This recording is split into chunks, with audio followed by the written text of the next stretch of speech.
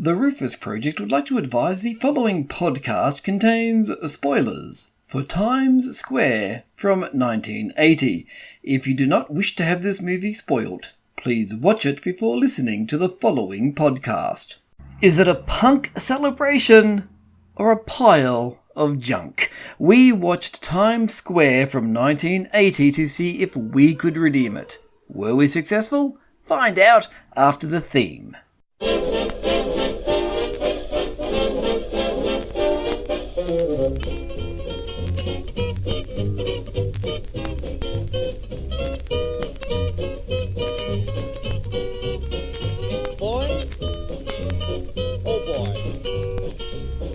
Too good to be bad, so bad it's good. What's this movie? Do you think we should? Got bad dialogue, dodgy creatures, but we want to know what the redeeming features. Boy, oh boy.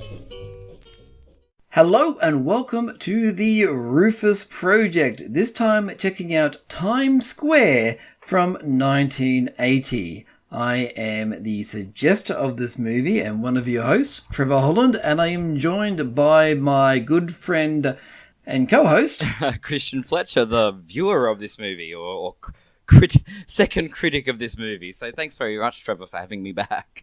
Or victim of this movie. There we go. Not giving anything away. We don't do spoilers. Only spoilers for the movie, not necessarily our thoughts.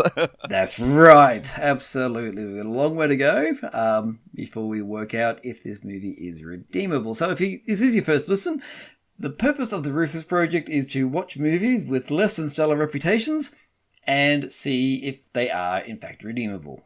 There you go. That's the entire Rufus Project in a very short sentence. There you go. And a lot of times too, Trevor, we're finding that we're probably watching movies that pique our own interests, even if it's not necessarily a movie that we would have thought of. And I believe you stumbled on this movie, a title which I had actually forgotten about after, sort of knowing or seeing a little bit of years ago. Yeah, I mean, I just stumbled across the soundtrack album of it not that long ago, and I'll say straight up, I mean, there is certainly nothing wrong with the soundtrack of this movie. Oh my god, it's good. Oh, definitely. Anyway. And I had to keep Wikipediaing, if that's a term now, as I was watching the movie, just to double check that soundtrack and go, oh, I heard that song. I think there was only one song that was left off, I believe, the double LP. And when something's a double LP, you know it's possibly going to be pretty good, or it's very much a soundtrack-based movie. Yeah, well, I may have a little bit of trivia about that. Anyway. I didn't want to go too far early. That's all good. Now, before we get too much further into trivia and discussing the movie, we do need to look at a few other bits and pieces. So, if you haven't seen Times Square, I keep wanting to just roll those together. I'm trying not to. I have a synopsis here. Two ill-matched teenage girls form a punk band and soon have New York City by its ears. Oh my god, even just hearing that plot summary, it just seems to be, I don't know, one of the cliches or one of the go-to plot synopsis of the punk film, essentially, which I suppose is the genre this fits into, or the new wave film. Yeah. We shall talk about, shall we say, where this movie may or may not fit as we go, or if it manages to fit anywhere. No, I don't think it even knows, but yeah, we'll let it go. But before we get there, now, this one does have a couple of mentions on the old awards page on IMDb. It received 2 nominees at the Stinkers Bad Movie Awards. One was Worst Actress for Robin Johnson, and the other one was Most Annoying Fake Accent Female, also for Robin Johnson. Oh god, she didn't go too well with that. But and I believe they were trying to sort of this being a Robert Stigwood production, which I'm sorry if I step on any of the trivia toes, but I do believe they were trying to bill Robin Johnson or build her as the female John Travolta, which is funny because I think they said that the same with Olivia Newton-John with Grease. So for her to get a rap like that, maybe didn't quite go the way they planned. Perhaps not. But we'll get into a bit of the turkey trivia. This is where we talk turkey about the movie and then talk trivia. I explain that every time. I think it's pretty self-explanatory. Anyway, so this movie is rated 6.7 out of 10 on IMDb. It had a budget of $5 million and a box office of $1.4 million. I was even surprised that it had a $5 million budget, considering its sort of documentary style and sort of low budget, I don't know, aesthetic. very much a punk aesthetic, so I suppose criticism, I shouldn't really criticize too much. But so a dud on all accounts. Absolutely. So what we've got here is a bit of trivia now. Now, the film was inspired by a diary that the director Alan Moyle found in a second-hand couch that he bought, and the diary was from a young mentally disturbed woman that featured words and drawings about her life on the streets. That would explain a lot of the, I suppose, poetry angle of the film, which was probably, something that came up quite a bit. Yes, definitely. We'll get to that. Yeah, exactly. I'm always jumping ahead, aren't I? I think there's too much to say about this movie. Yeah, I was about to start talking about things in the movie, but that's fine. Now, Alan Moyle had a bit of fun, though, because at one point he was going to be sacked because the production company wanted him to change the film so they could put in more music to ensure they had a double album soundtrack. I did hear something about that. And also to a lot of the... We'll get to this, I'm sure, the cut-out scenes or the director's cut of the film, but there are also a lot of inappropriate songs that I believe Robert Stigwood said, I don't want it on the soundtrack, because I want this to be essentially the next Saturday Night Fever, which at that stage was the biggest selling soundtrack of all time. I mean, you're saying that, I suppose the movie itself and how they wanted to be perceived. I mean, several scenes apparently suggested a possible lesbian attraction between Nikki and Pamela, the two main female characters, and they were ultimately cut from the final version of the film. And did I read somewhere too they've lost, it'll never be restored because they've actually lost the print or lost those extra scenes. So what we've got is pretty much it. But that would probably explain, don't want to go too far ahead, but would explain some of the situations later on where you're kind of going, hang on, it seems like something's missing. Hence these scenes. So, in that sort of circumstance and the fact that there's, scenes in a strip club and stuff like that, I believe this is very much going for more of an adult or a late teen audience. Yeah, well, it certainly drops F-bombs with regularity. So I think, it was R-rated when it came out in the US, so which is like MA15 plus over here. Yeah. So yeah, it was going for a more mature audience. And I'm also... sorry. Oh, no, I was just going to move on to one of the other things that caught my eye when I was looking at the soundtrack was the fact that top billing goes to the great Tim Curry, who we all love as Dr. Frankenfurter from Rocky Horror.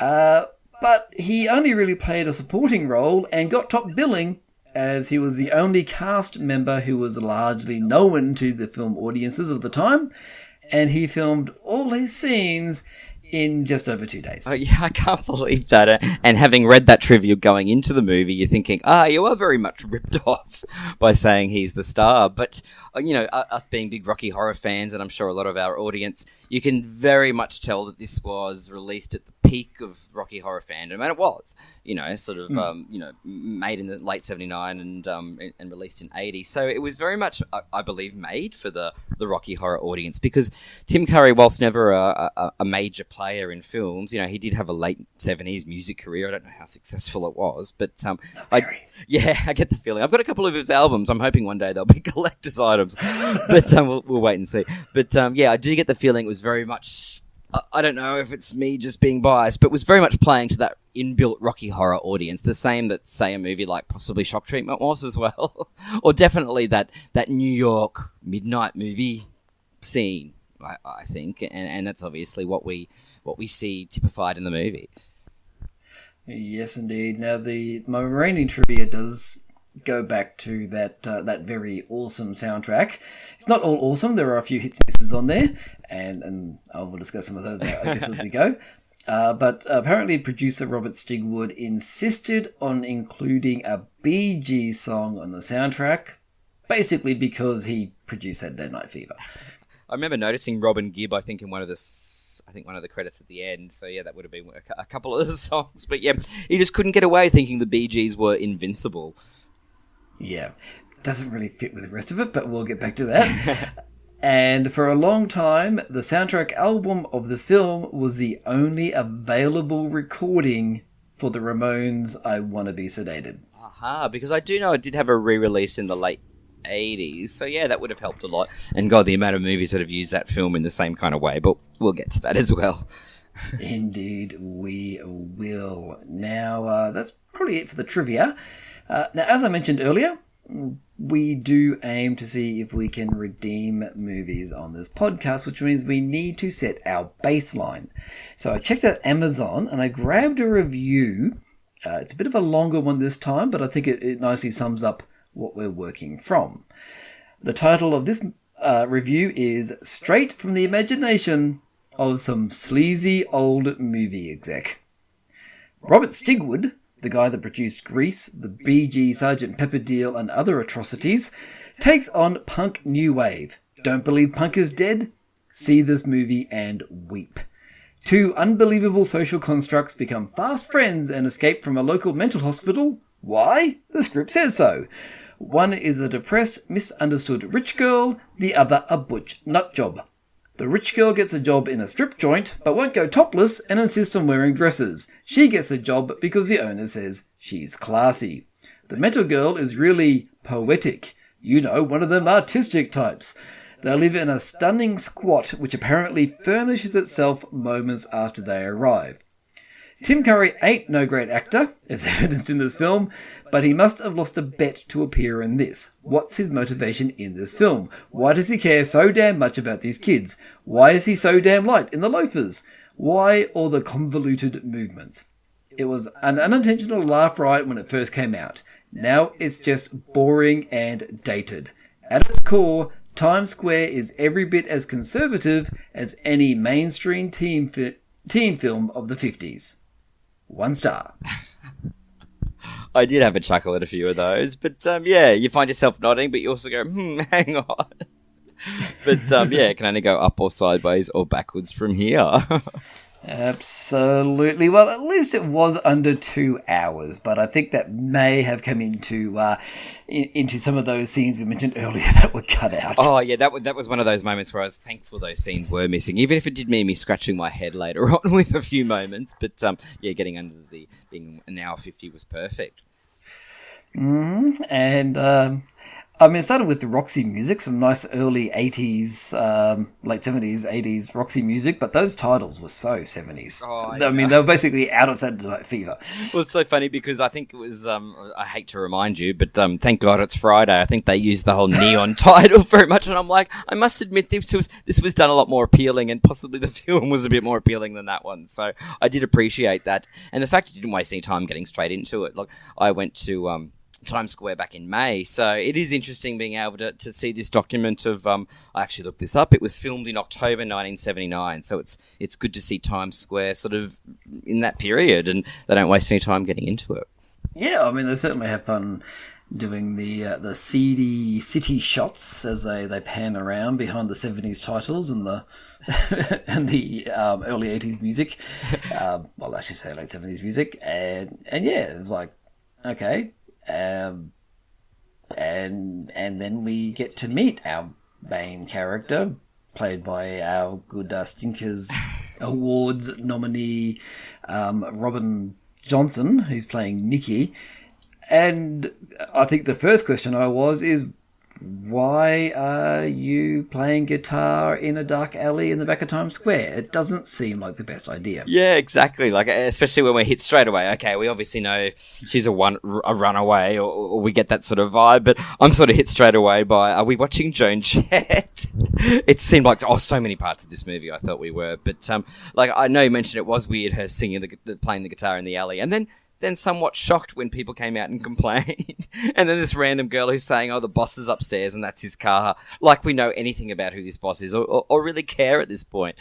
But I did appreciate the parts where she started to strum the guitar and it kind of linked in with the music on the soundtrack. Like, that was cool. They could have been a bit more improv with it, but I like how they kind of synced it in. Look, this is me going in possibly with high hopes and thinking this was the start of something when I see a lot of things like this in movies. Yeah, it was kind of like a bit of give and take there, because sometimes it did go in, and other times they just had this discordant, someone just strumming an electric guitar and just making it loud because I think it sounds good.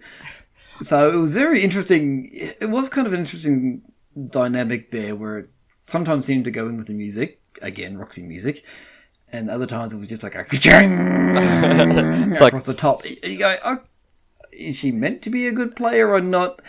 Again, I can't tell. And I think the girl even comes out and goes, "Oh, your playing's terrible anyway," or something like that. So, and then she proceeds to smash the car. So we soon realise that, okay, she's the bad girl. And I think going in knowing that there's two girls in this plot, I wonder what the other side's going to be. And it always seems to be this exact juxtaposition, and it seemed to be like this straight away. We're taken straight away to I say courtroom, but a room of politics. I don't know. I think we've worked out. He said something about being a public servant, but I believe he's a politician. And I'm just, he gets up and talks about how his daughter was. How he's liberal and okay with his daughter sneaking into an R-rated movie, but I just didn't like her seeing it in 42nd Street. And, so we're kind of given that juxtaposition straight away of the runaway, which, what's her name? Nikki, that's right. And then then Pamela, this stifled one. And honestly, the plot's been done before. You can see it a mile away what's going to happen. And I just was like, hurry up and get to it. Yeah, because they set up Pamela's dad as, he was getting up there talking about how he's going to clean up Times Square, and he's telling a story about his daughter wanting to go, and she's just, we get the shot of her just going, "There's a lie, there's a lie, there's a lie," and then she runs off and hides in the bathroom, which apparently is enough to take her to a mental institution because she didn't like her dad lying about her for political purposes. Funny that. But there's a very strong start. You think the whole this conservative politician wanting to, you expect that cliche of this conservative wanting to take away, what makes Times Square and gentrification and stuff like that, which never goes anywhere. It's basically just an excuse to say, Pammy is upset with her dad, and that's apparently enough to get her mentally assessed. And look, you've hit the nail on the head. That's probably the first time in the movie, because it happens many times where they'll bring up something and it just doesn't go anywhere, where it could have actually been quite a meaty, not subplot, possibly main plot of the film, where it's these girls rebelling whilst the father is trying to restore Times Square, but unfortunately, like you said, doesn't go anywhere and is thrown out, possibly on the cutting room floor. Yeah, absolutely. And I mean, no, I suppose she doesn't go straight to the mental asylum. We get to hear Tim Curry, that recognisable voice that comes in straight away.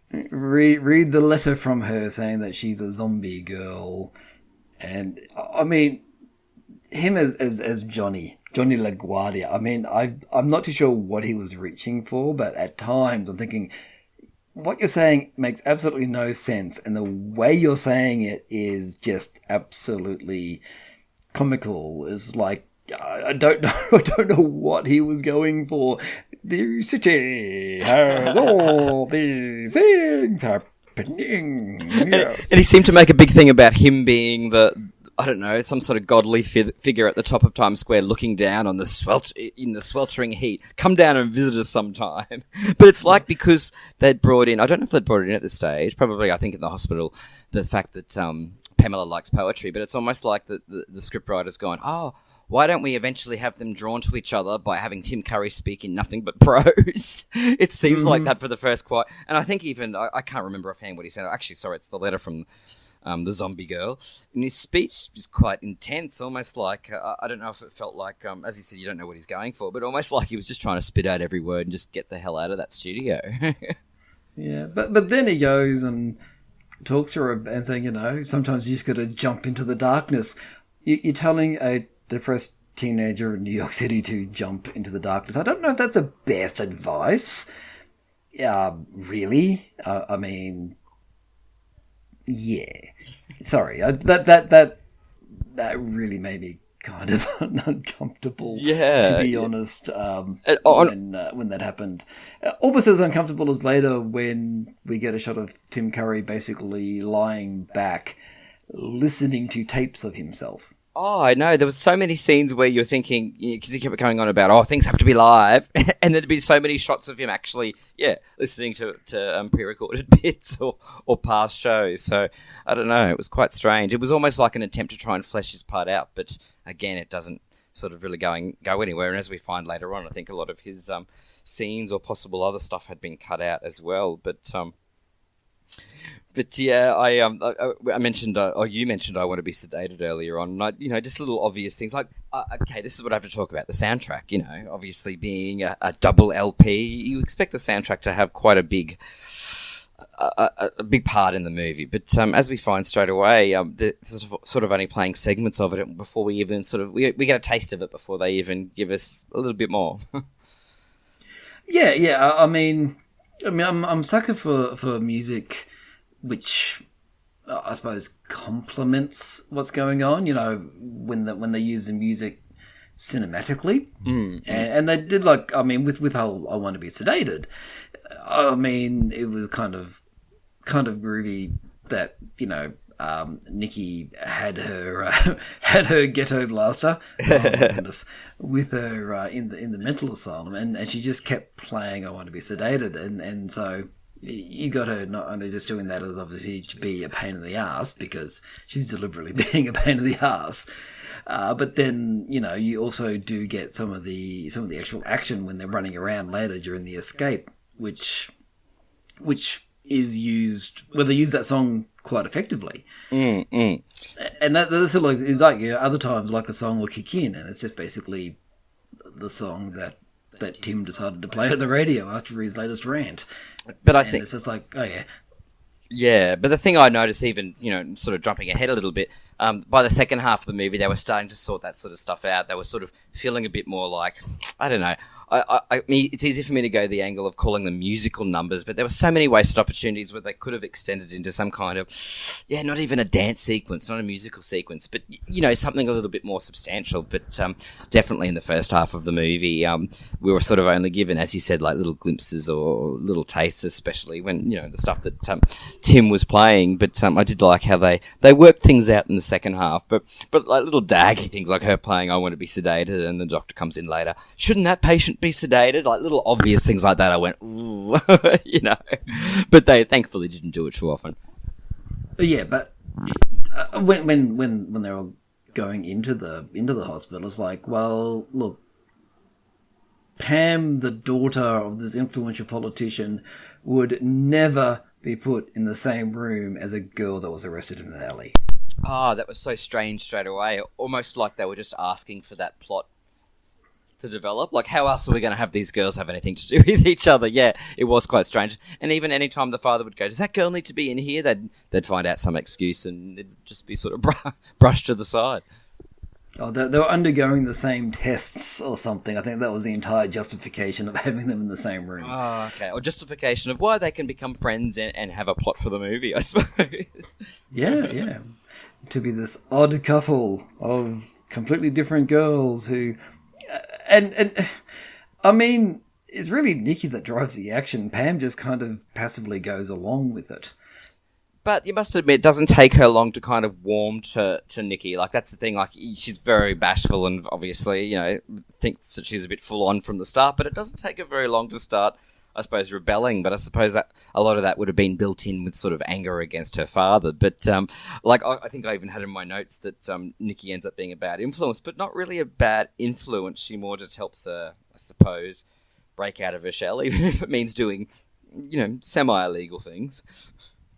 Oh, straight out illegal things like yeah, definitely. shoplifting and involve in mugging people. Oh yeah, that's right. But with some really bad wigs, I'm like, if you're going to go undercover, girls, maybe don't choose a bright pink afro. And then I think it's funny, they go to this wig shop and get all these disguises, and I think they ended up throwing them in the next scene, and then you're like, aren't you still on the run? Shouldn't you be staying undercover? There's a lot of weird decisions, but it seemed like a lot of stuff was turned a blind eye. But hang on, it was all possibly building for their cult status that we would find out later on in the movie. Yeah, quite possibly. And even with as they were escaping, and the ambulance basically. The ambulance they escaped in would have had police cars all over it within like 2 blocks, let's be honest. But again, this movie seems to conveniently decide when anything sensible is going to happen, which isn't very often, let's face it.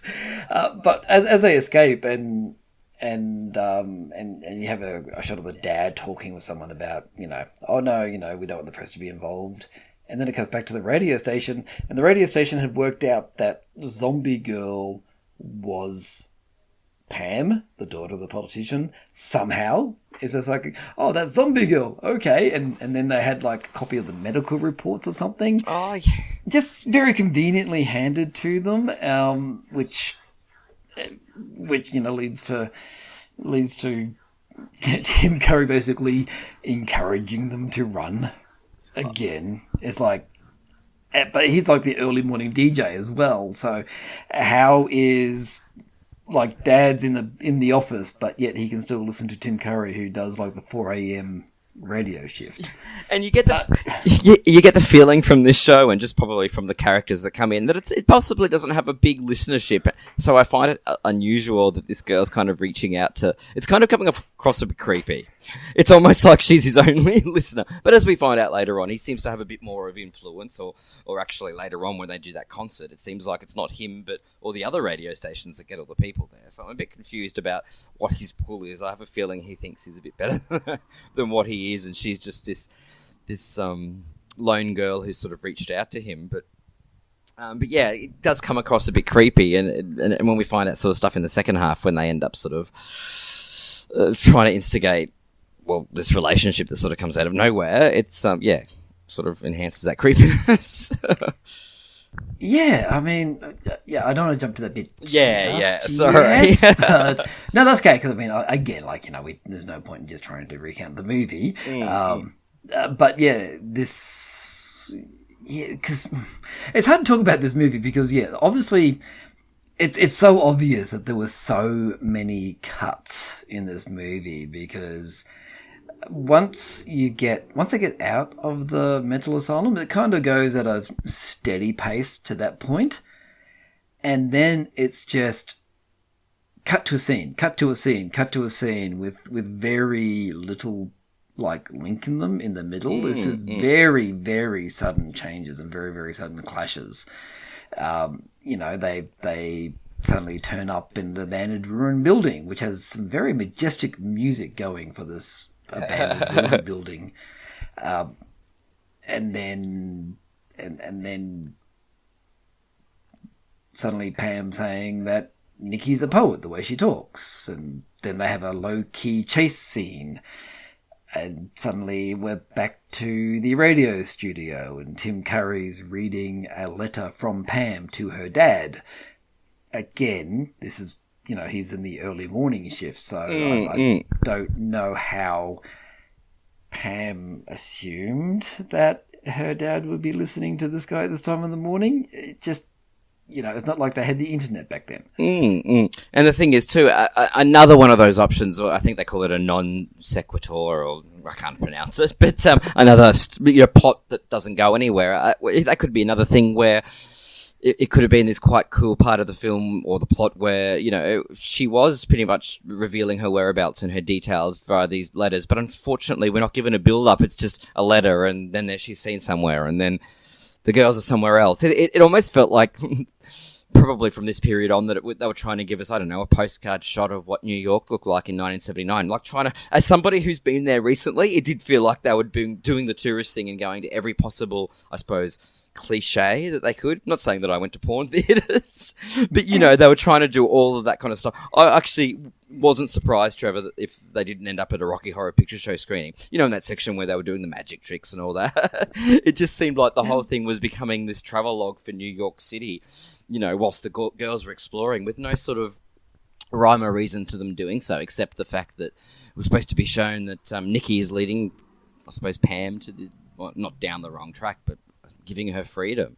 But there's just so many things that they could have done more with. Again, Tim Curry, it could have been linked in more, but he was just, I don't know, trying to be the voice of God, and it just didn't work.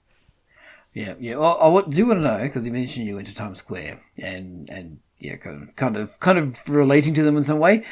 Did you go dancing down the street to the sounds of Talking Heads? Because I approved of that scene. I'm wishing I'd seen the movie first, because I would have. Look, based on my experience, there wouldn't be room to dance down it. It was actually refreshing to see what it looked like in that period, because it was, I actually really liked the seediness of it. It's a lot more touristy now. But Trevor, a wasted opportunity, but I will do it next time I'm there. Yeah, very, very good. But and loved that and then scene. at the end of it, where they suddenly come across the bus, and it's got like the giant sign on the side of the bus, which was basically a photo of Pam. You know, no, was it milk cartons over there that they have the missing people on? Yeah, just big billboards everywhere. Pam got the side of a bus which somebody had like Tag, written like a bit of tagged saying, Yeah, you know, oh, she's one of the Slee sisters or something, and they decided to colour in like a rubber mask over her eyes, and suddenly, hey, we can be the Slee sisters, and you got a poem. Okay, we'll go back to this topless bar where Pam refuses to go topless that we mentioned earlier, and suddenly the poem is a full-on song, and really, given the enthusiasm and the status of the crowd in that bar that we had seen up to this point, there is no way they would be into the song that that Nikki is singing. And she just keeps singing it too. Like, it finishes and then she launches into the last chorus again. And it finishes and she launches into the last chorus again. I'm going, you can stop now. Okay, we got the point.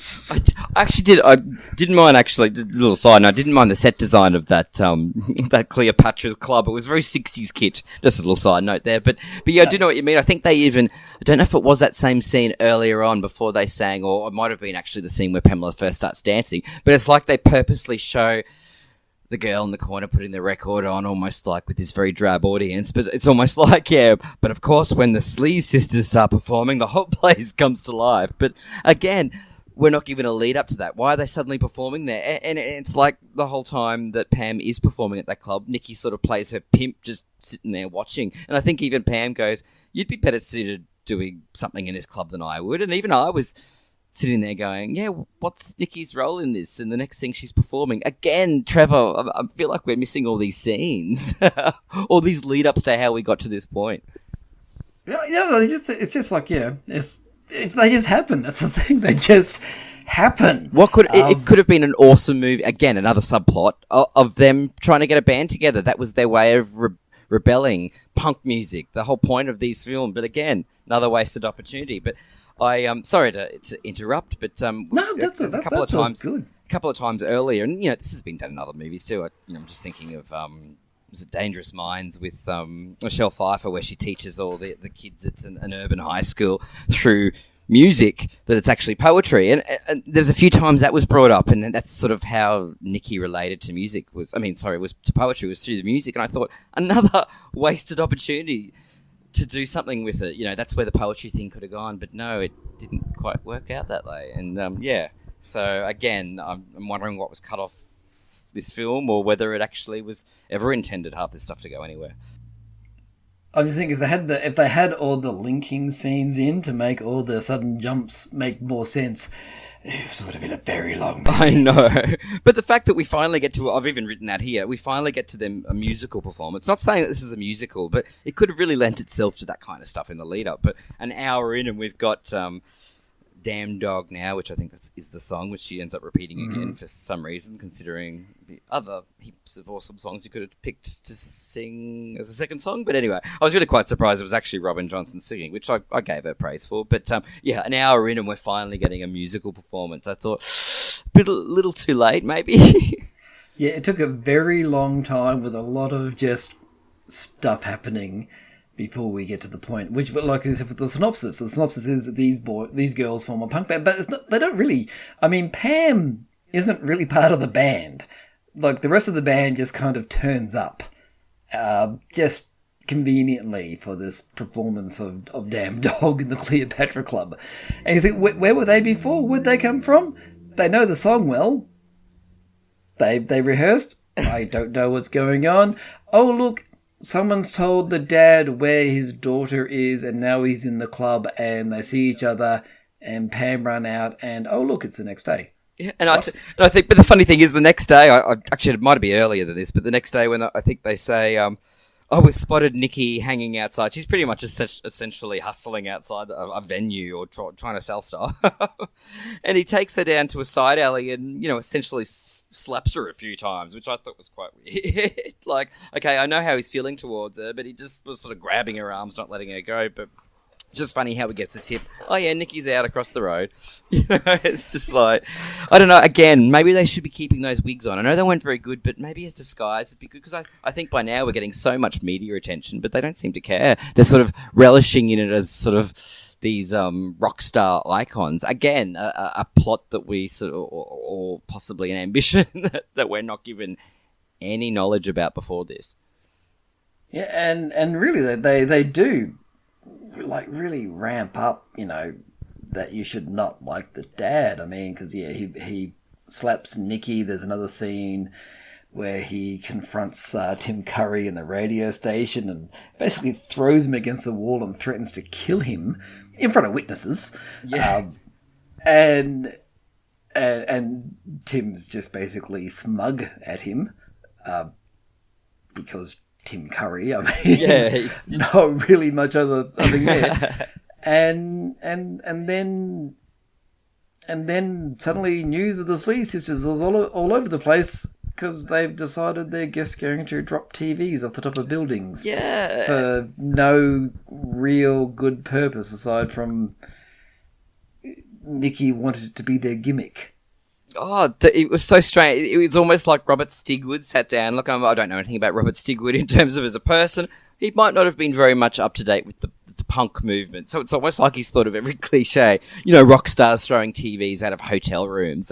That's where it's sort of, what's something that can represent the punk rebellion? But it didn't just happen once. I was actually waiting, Trevor, for it to hit someone in the head, and the movie was going to go off on this whole other tangent. But thankfully, it didn't happen. But it did seem quite a strange thing. Like, anything punk we can think of, any cliche that sort of typifies destruction and rebellion. Let's put it in this movie.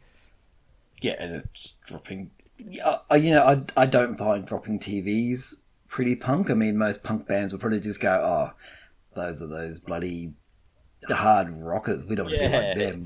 We're good point. More hard rock, I suppose. But I'm thinking about a very naive producer filmmaker going in. It could be something that he sees as, I don't know. But I also think Video Killed the Radio Star. Big 1979, big 1980. It was the time when that sort of stuff was happening. Maybe it was Kill Your TV, and I don't know. It was quite strange.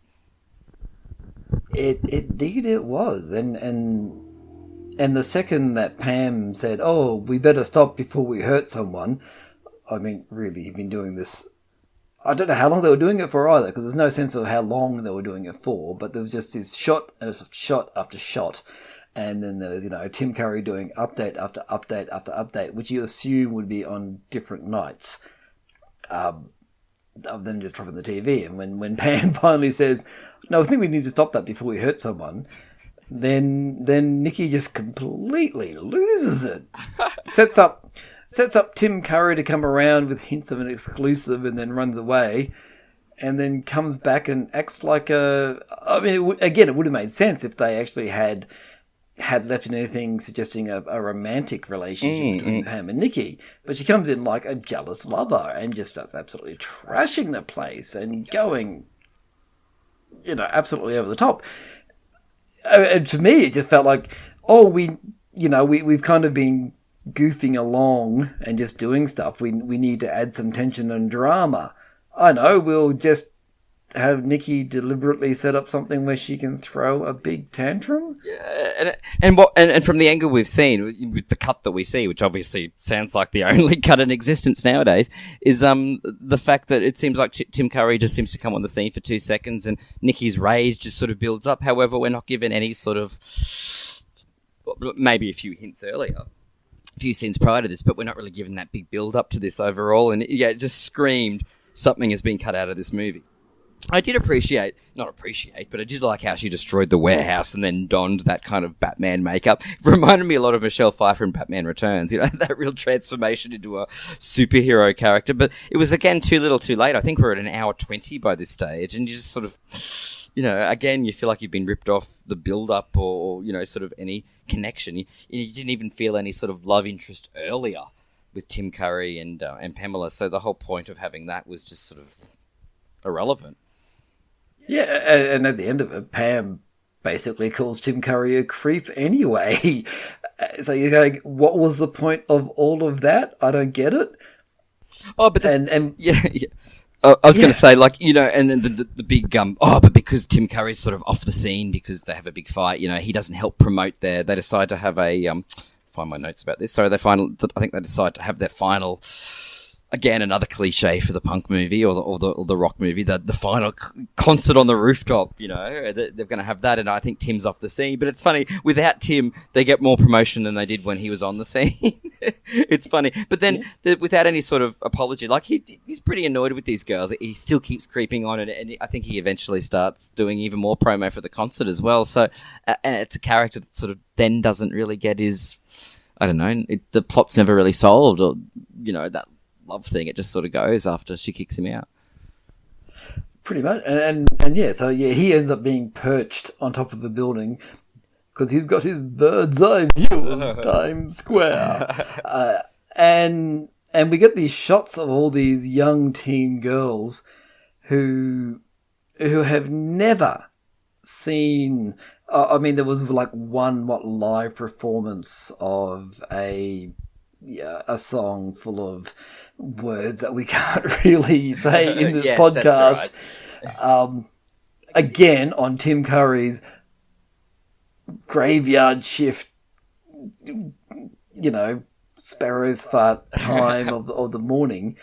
And yet suddenly all these young teenage girls are flocking to Times Square, leaving dressed exactly like Nikki in the garbage bag thing with the same makeup on their face. They have never seen either of these girls and would have no idea that was their look. Yeah. And they just... And the parents just going, oh, where you're going? Oh, we're going to the concert. Okay, then, have fun. And all these teenage girls are just descending on Times Square. I know. We're dressed in this particular way, and you got people very quickly on street corners selling them bottles of water. And what was it? A guy with garbage bags going, that's right. Bags, buy your sleeves. But what's going on? I don't know if they should be more worried about the fact they're going to the concert or the fact that they're tuning into radio at 4:30 in the morning every morning to hear these reports. But as I did say, I can't remember how widespread it was, but there was those parts where it showed that they were getting a lot of coverage for it. But again, if people, the sort of girls that it was appealing to, they're not going to hear it punk and go, yeah, this is something I want to be into. But I must admit, for a movie that all the plots never really sort of go anywhere, I did appreciate they brought back the TV thing and had the girls leaving for the concert, and they've smashed their TV outside. Again, too little too late. Yeah. And again, it's fine, they would have heard about that bit, but again, they had no idea that was Nikki's look. Let's put it that way. Exactly. It's funny. It's funny. I do it was sort of around this point, and it's probably a bit silly for not noticing it earlier. But I started to realize the fashion a lot more. When I say fashion, the fact that they've been quite clever with the way they designed this film, and had very much the clothes. Not even thrift shop. It's trash clothing. And I mean that in an affectionate way. So it was kind of around this point that I started to realize, oh yeah, the outfits that Nikki's been wearing have been pretty way out and clever. Thrifty. yeah, absolutely. But we get to the point where they don't turn up and they have a whole tension thing about Nikki not wanting to perform because she'll just, I'll say screw it up. That's not exactly what she says. And of course we have that thing where she's up there on top of the, I think they were on top of a cinema marquee or something like that. I looked it up because, it didn't seem familiar to me. I actually think, Trevor, it's a Macca's now from memory, but it's all Broadway billboards and stuff now, so it's changed quite a lot. But, it looked like the top of a cinema, I think, was pronounced? Oh, no. I kept looking. It looked to me like it kept saying Dark Knight Rises, but something Dark Rises. But anyway, I believe a cinema. Yeah, it probably was meant to be a porno. Yeah, that's what I'm thinking. I don't know. They never really showed you too much of that. Yeah. But then, yeah, she gets to do half a song, which is Damn Dog again, before the police turn up and shut her down. And then she jumps off into a waiting mattress down the bottom. Oh, was it a mattress? I was thinking... amongst the fans? Or he's thinking they'd been clever and tied all the garbage bags together and made a little, like, parachute. I was giving them more credit than I should have, I think. Maybe, but again, the little teenage girl fans down there, they were ready for her to jump off. Yeah, they were doing it heaps before. You know, again, not something they would have known was coming, but, you know, they make sure they catch her nicely, and she runs off, leaving Pam to be an accessory to whatever, I'm just sure, a whole range of laws they were breaking. Oh, yeah. And then suddenly her dad is up on top of the cinema with her, and they kind of look at you as if everything's okay. And then it just pans out, and we're getting this sort of a similar shot to the opening shot, where it's a shot down Times Square. And Trevor, even here, I'm thinking maybe they cut the ending off. But that's when the Bee Gees kicks in. Oh, yeah, that's right. Lonely Girl song, and I'm just going, this song is just. This song clashes with everything else in this movie. Exactly. But the part that what is going on? Like, that was so jarring to me. But even before that song came in, I thought it was so funny. As soon as Nikki can't even get like one verse into Damn Dog, which is thankful. Nothing against the song, but I would have liked to have heard her perform a different song. But anyway, it was cut short quickly. But what I love is, the cops are trying to shut her down. But as soon as she parachutes off or mattresses off the building, that you see the band in the background still continue, and everyone's all cool because they're all hugging, as you said, with Pam and the dad on the roof. And it's like, okay, because Nikki's not there now, just keep performing. And very jarring song. And I've even got in my notes here, why wasn't the last song a punk song, or at least some kind of new wave song? And I'm assuming, I don't know if the LP's in chronological order, but is the Robin Gibb song the last song on the album? No, I don't think it is, actually. Okay. I think the last song we get is on the album's Damn Dog, actually, like a reprise. But yeah, we get this very jarring song before it fades to black, and we get back to the same Roxy Music song from the start, which I found was actually a bit of a relief. Oh, I know. It was good hearing it again, but it's also like, you know how sometimes when you're going into a movie, like with those opening, we said, the nice neon lights, Times Square, this is going to be awesome. You're kind of reminded of what the movie probably could have been in that hour and 50 by hearing that song again. But and that weird, I know before that we've even got over the Robin Gibb song, but the weird collage, and just kind of like, this is, oh god, kind of reminded me of Grease, you know, when they were all with the graduation hats, those kind of photos, and like, it's just like newspaper clippings or something. Quite strange. Again, even with I know we don't get stingers in 1980, but I was still even watching the credits going, okay, we're going to find out what happened to Tim Curry, or where did Nikki end up? But alas, Trevor, I think we ended there. That's right. It just ends. Exactly. So we've got to the end of the movie, Kristian. Oh my god. Wow. All over the place, but our segues were good, and we managed to still end up in the right end. Well, let's face it, the movie was all over the place. Yeah, so exactly. What choice did we have? It wasn't just me who thought so. Yeah. Well, I guess that comes to us trying to work out the redeemability of this movie. So I did pick Times Square. So Kristian, please let us know your thoughts. Okay, as I grab my notes, how disorganized am I? But Times Square. Look, going in, I think going in sort of from the Rocky Horror angle, or as a Tim Curry fan, you know, that was, you know, a big thing, and probably the appeal for a lot of people. The obvious removed scenes just became so obvious, and I think if I hadn't known about it, I would have just thought, this is quite strange, it seems to be missing a lot. There were so many opportunities, like this would have been a great think of the 1980 film Fame. It could have been another version of that where, you know, the songs were almost musical numbers, but not to the point of where it was breakout in song every time. But unfortunately, this comes across more like a series of experiences thrown together and feels a bit like a travelogue of 1979 New York. Let's throw in every cliche and possible thing we can find and see that it sticks. Again, it's so hard to talk about this movie because of those deleted scenes. I can't help but, you know, feel that they have a lot to owe us. It's a great historic record of Times Square in the late 70s, definitely. And I did find that it's a movie held together by the soundtrack. They've come up with this great idea for a soundtrack and worked out what movie can we do. Almost like we experienced with At Last Love, you know. The songs take the place of any other sort of dialogue. And unfortunately, the tastes of music early on were a bit too quick, but by the second half, they made it work. So many things they could have done with this film about the voice of late 70s youth and doing up Times Square and sort of fitting in with the punk mentality. But yeah, too many ideas were just sort of left on the cutting room floor, I think. So, it's such a tricky one because I want to like it. And there were so many good moments, not so many, but there were a few good moments where I knew this could have worked. But it's on the cusp. But Trevor, I'm going to have to say it's irredeemable. Fair enough. Okay, so let's see what I can do with this. Well, I don't know if I can really cover my thoughts too much in the lead up because this movie left me with the question, what? As in, what was it meant to be about? What was it meant to convey? And indeed, what was the point? It jumped around so much, I felt it was basically just a collection of scenes that happened to have the same people in them.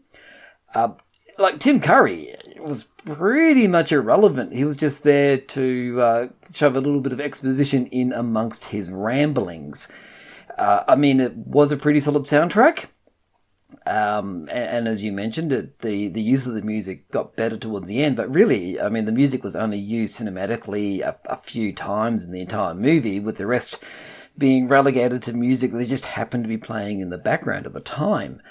I'm certainly going to be sticking to listening to the movie soundtrack for this one. And you know what? This does have a good movie in it. You can kind of see that. And to me, that's what makes it even worse. To have something that, you know, could have been a solid drama with good music about girls running away and forming a punk band in the start of the 1980s. Who wouldn't want to see that? Pity they couldn't pull that off because this version of it is not redeemable. Oh, wow. It was one of those things as you were talking, Trevor. I'm like, maybe he's going to redeem it and I'm going to wish I hadn't, but hadn't not. But I think, yeah, one of those cases where the soundtrack's possibly better than the movie. Or in this case, is better than the movie. And, you know, how sometimes you go, yeah, there might be a reason why we haven't heard about this movie. I wonder why. Maybe we've discovered. Quite possibly. Well, we may not have redeemed Times Square from 1980, but you know what? It has its fans. In fact, I noted that 51% of the reviews on Amazon were 5-star reviews. Well, I was surprised it was at 6 point something on IMDb. Very surprised. Yeah. So well, I think we do like to finish on a redeemable note. So if we can't redeem it, I've got to find somebody else. So I went back and grabbed another review. The title of this review is A Quarter of a Century Later. I first saw this movie when it was released theatrically back in 1980, and I loved it. Of course, I was just a teenage kid myself then, and just getting into the punk scene.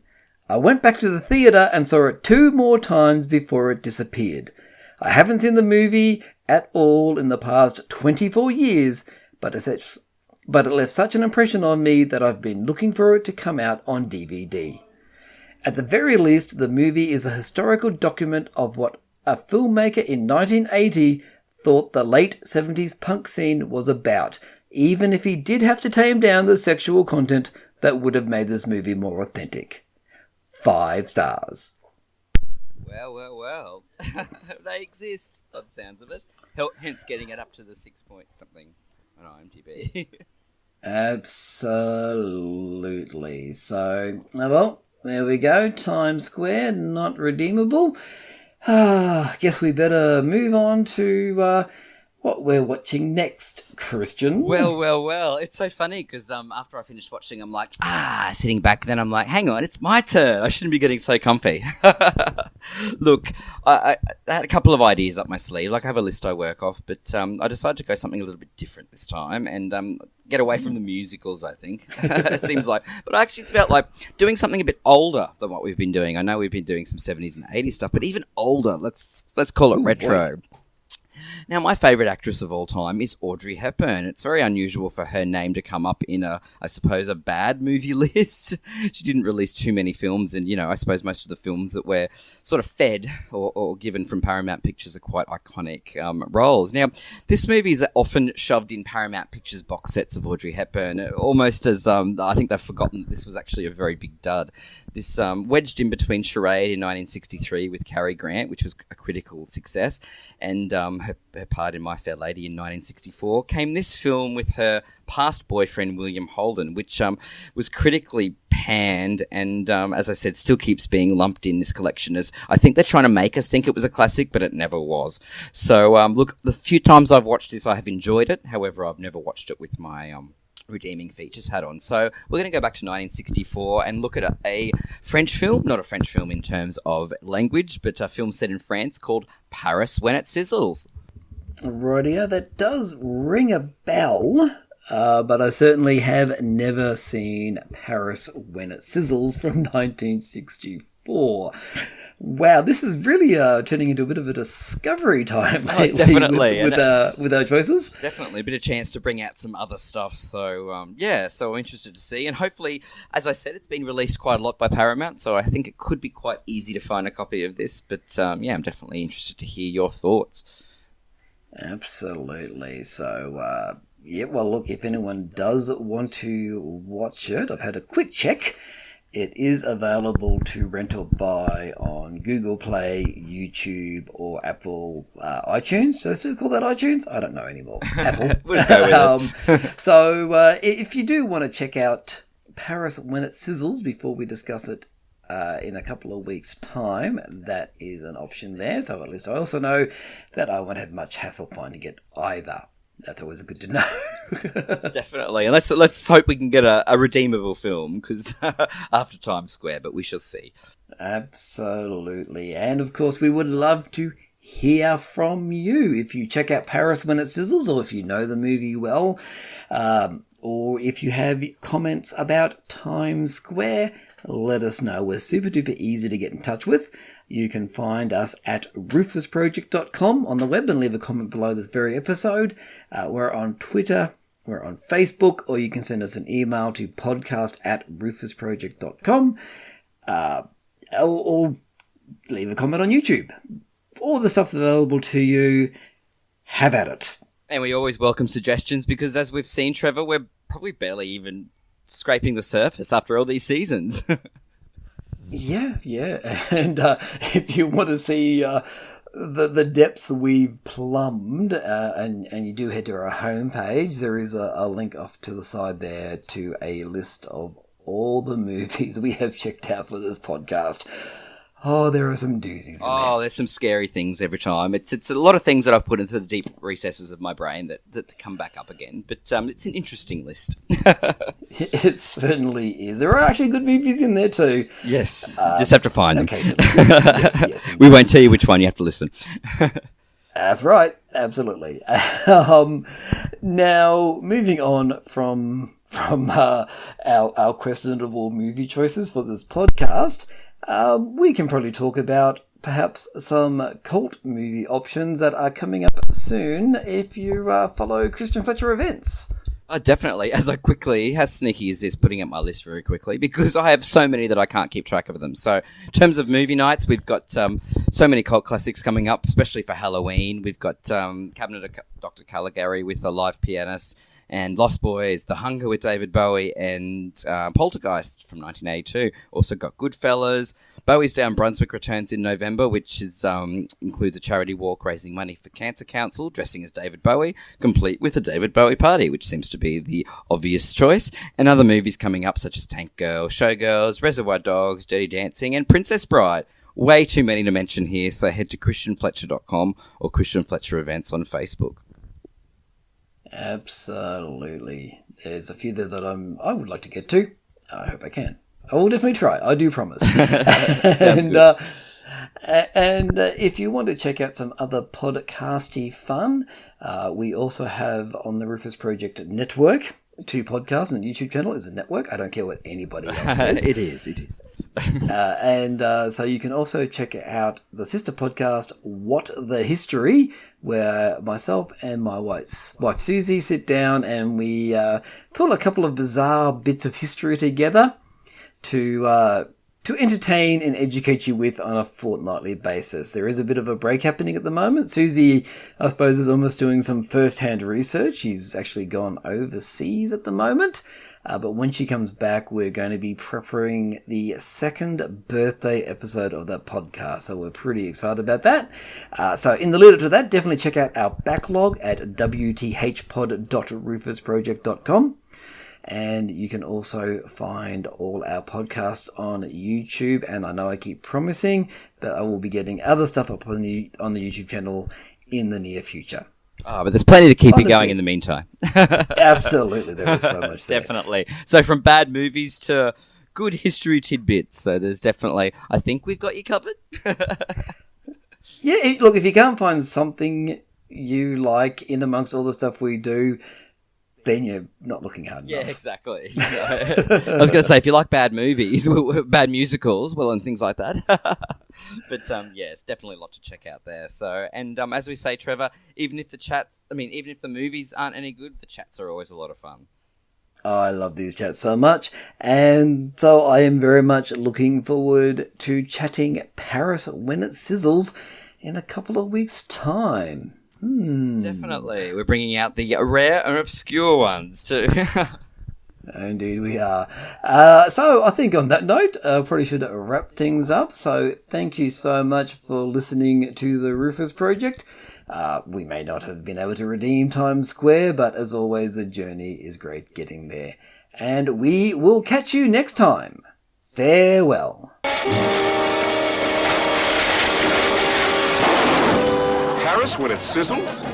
What kind of a picture is it?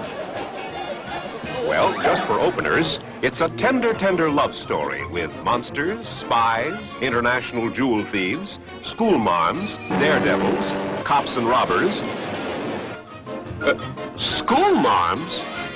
Sex pots, beatniks, a girl who stole the Eiffel Tower, and William Holden and Audrey Hepburn, who go absolutely ape in Paris when it sizzles.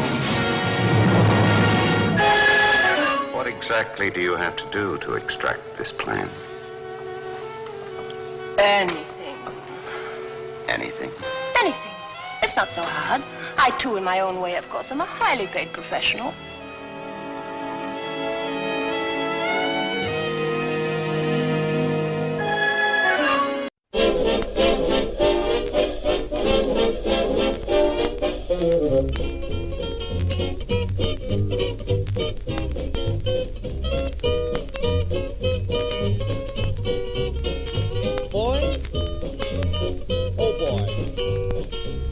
Is it too good to be bad? So bad it's good. What's this movie do you think we should? It's got bad dialogue, dodgy creatures, but we want to know what the redeeming features. Boy? Oh boy. Kristian and Trevor on the case, watching movies from all over the place. IMDb says it's bad, but we want to know is there fun to be had? Boy? Oh boy. Redeeming features. Boy? Oh boy.